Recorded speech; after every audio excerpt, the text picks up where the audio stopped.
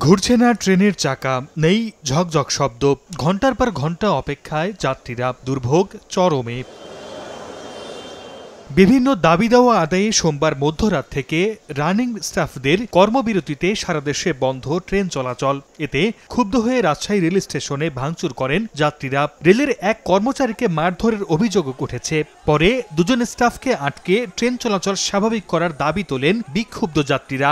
সারা রাত আমরা উজাগরি করে এই প্ল্যাটফর্মে বসে রয়েছি।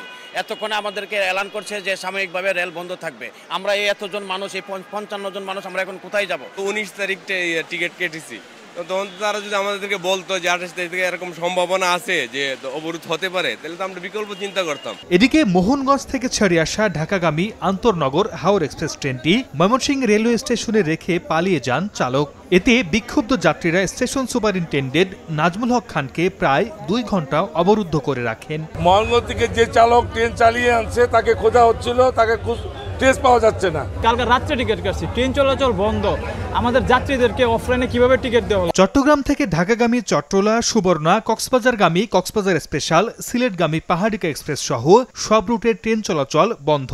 এতে স্টেশনে গিয়ে চরম ভোগান্তিতে পড়েন যাত্রীরা। পরে ক্ষোভ জানিয়ে স্টেশন ছাড়েন তারা। যদি রাত 12টার সময় ট্রেন বন্ধ হয়, 1:11 মিনিটে আমাকে টিকিট দিল কেন? এমনি দাবি তারা উত্থাপন করুক, কিন্তু রেল বন্ধ করে কোনো দাবি তো হবে না। যাত্রীদের টিকিটের টাকা ফেরত দেওয়া হবে বলে জানিয়েছে রেলওয়ে কর্তৃপক্ষ।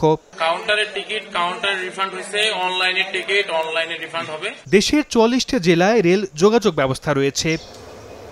সর্দার মোহাম্মদ আরিফ, সময় সংবাদ।